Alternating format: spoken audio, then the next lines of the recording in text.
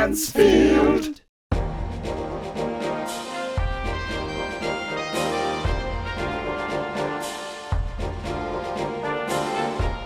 Football Manager, once known as Championship Manager, is a series that confuses those who don't, well, know.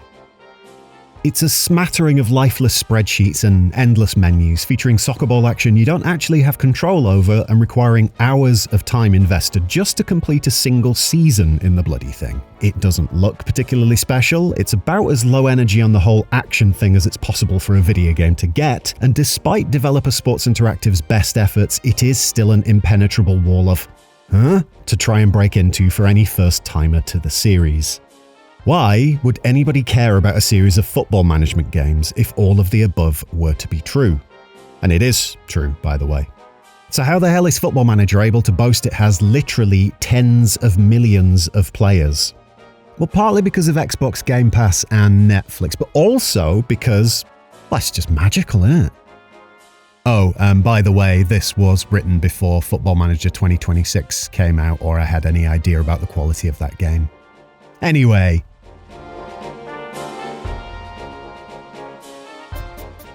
Football Manager is, to me, the best role-playing game series ever made.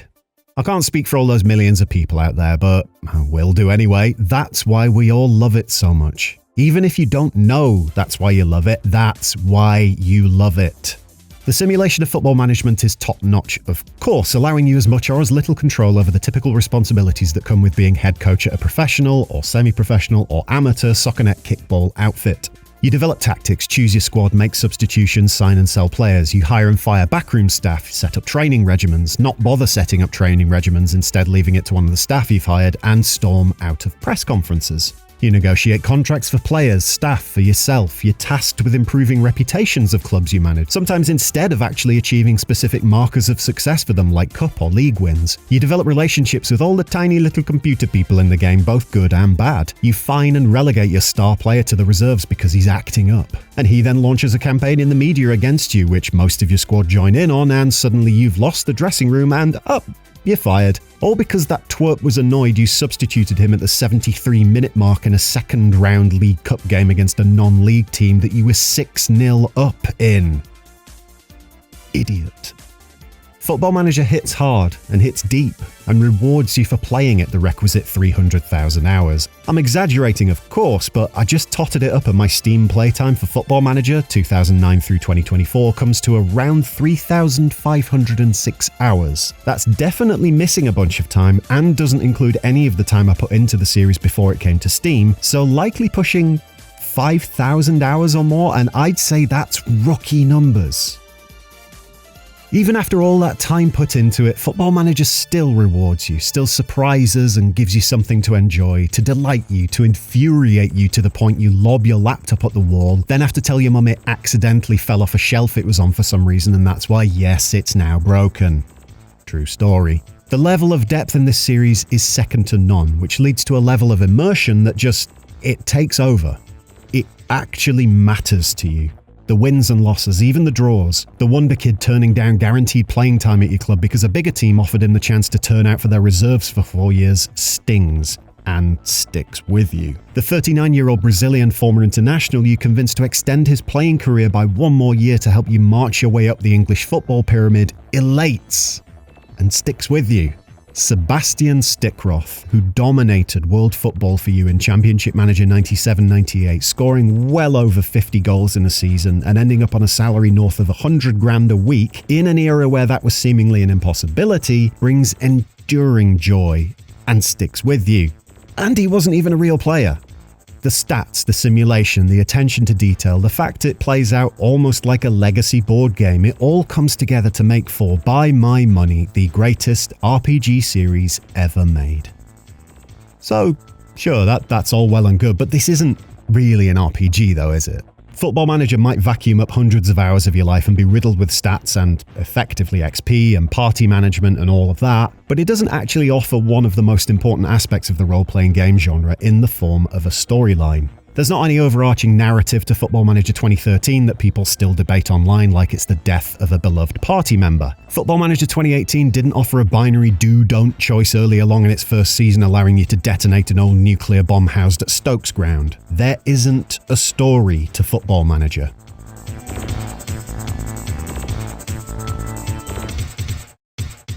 There isn't a story to Football Manager. At least there isn't a story written for Football Manager that the player makes their way through. There's no narrative structure outside the innate core of a team trying to make its way up the tricksy ladder of success, whether that be by bringing a squad of plucky underdogs and 39-year-old part-time ex-international Brazilians up through the divisions in an attempt to break through to the top, or whether it be by taking control of one of the world's biggest teams and just dominating from the get-go. Cheating, as I call it. That's a basic built-in narrative structure to the whole thing. To sport in general, give or take the odd thing like promotions and relegations or what have you. But no, there isn't a story to Football Manager. There are stories to Football Manager, mind. Indulge me while I go a bit Jackanory here. Some years ago, Football Manager had an unlockable feature in which your son would be added to the game as part of whatever club you were controlling's reserve squad. The kids, basically. It's still a feature now, by the way, but instead it operates on a randomized premise, meaning you've around a 1 in 10,000 chance of seeing your boy added to the squad come the annual youth intake. But back then it was something you unlocked, clicked a button, and it happened. And that's exactly how I welcome my son into the world, with the click of a mouse button. Barry Bransfield popped out at the age of 17, though still baby-faced and prone to bouts of crying, just like his dad. He settled straight into the Everton reserve squad under the watchful eye of a youth coaching staff assembled carefully over some years by the big boss, the main kahuna, the in-charge fella. Me, who, to remind you, was his dad.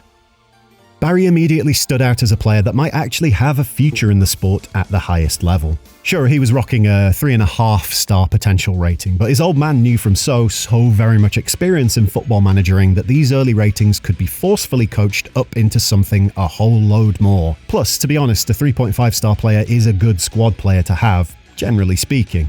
But that's by the by. Barry was put to work under direct instruction from his father to train and train and train a bit more. This was a family that would work hard and long to uphold the fine tradition of not being absolutely terrible at football, and Barry was no different to any of the Bransfields that came before him in that respect.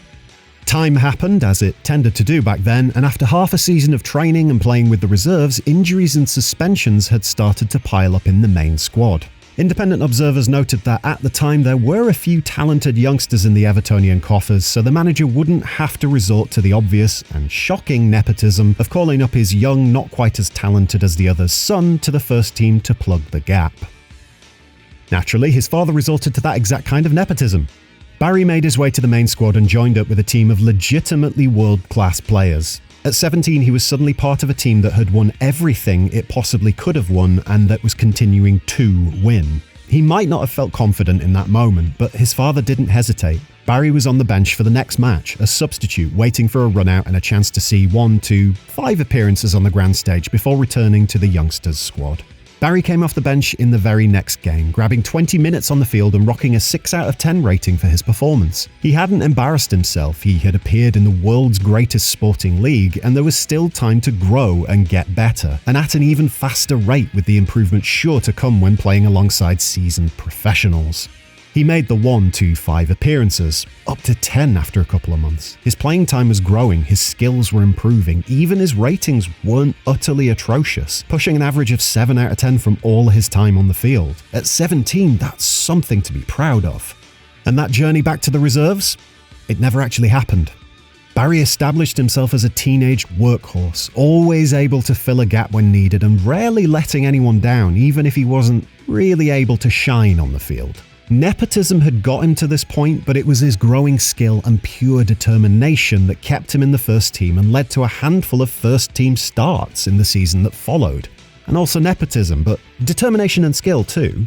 That second season saw Barry's star begin to shine a bit brighter.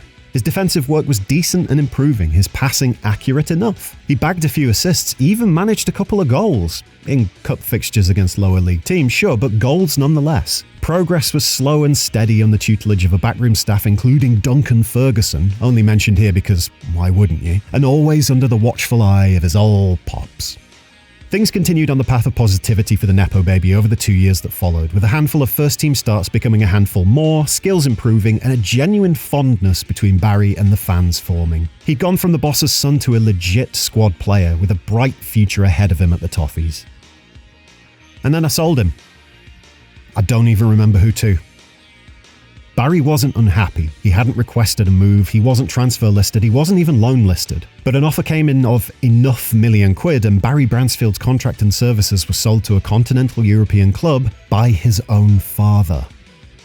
The story didn't end with this betrayal though, because Football Manager is indeed a game of two halves. Maybe 4 quarters. 100 hundredths? It has layers, basically.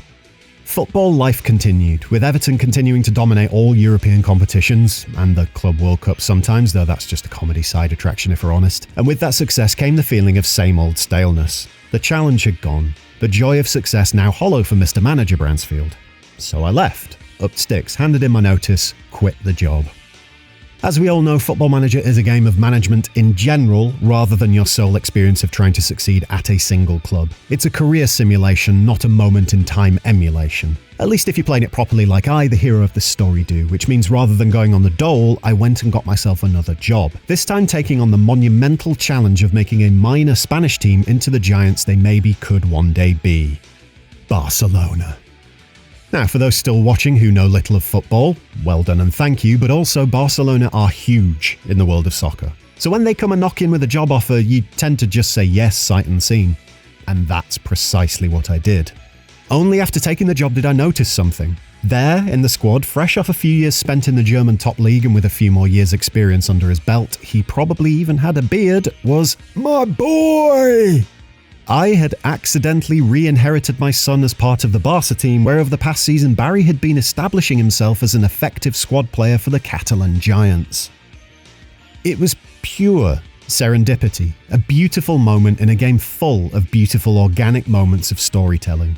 This time around it was different, with no offer for my boy ever accepted and Bransfield the younger playing for a few more years until he hung up his shin pads and retired from playing the game, respected, even loved by the Spanish fans, and having reforged a pure and powerful bond with his father, the world's greatest football manager, on Football Manager.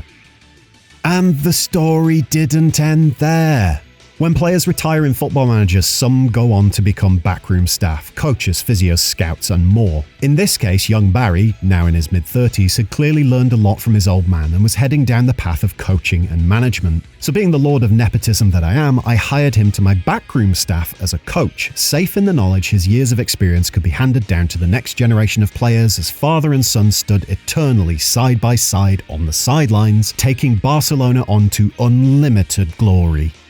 Until a couple of seasons later when I found a better coach and sacked my boy. I play to win, kiddo, not to be buddies with Barry. The specifics are hazy as this is all drawn from memory, but the gist of it is 100% what happened. In a perfectly organic set of circumstances, I sold my son, got him back purely by chance, welcomed him into my backroom staff, then summarily fired him. Football Manager is a game of pure narrative glory, and I love it for everything it's provided me over the decades.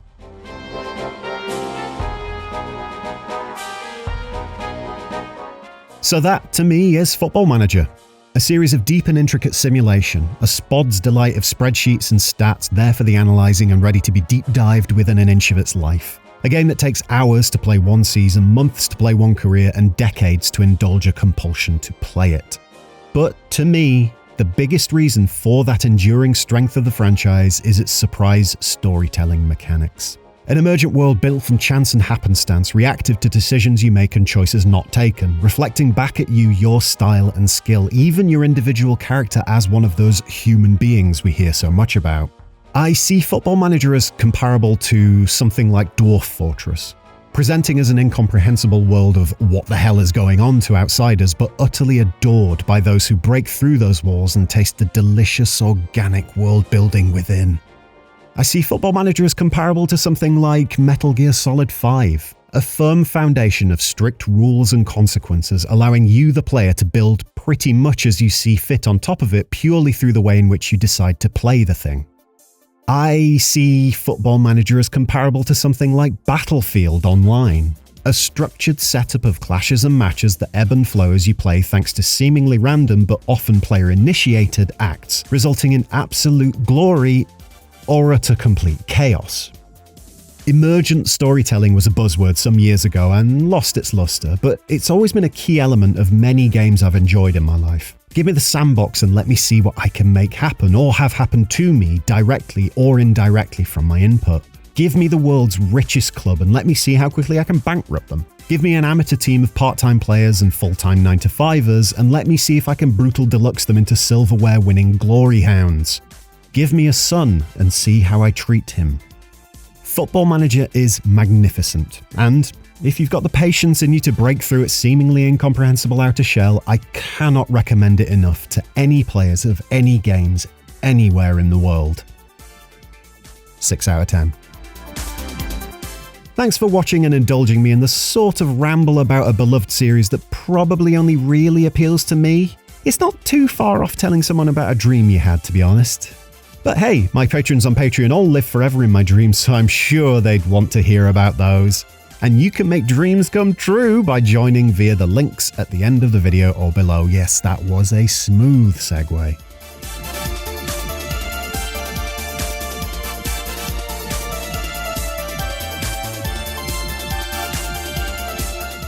I'm off to see if my memories of Premier Manager are as accurate as those of Football Manager. Bye!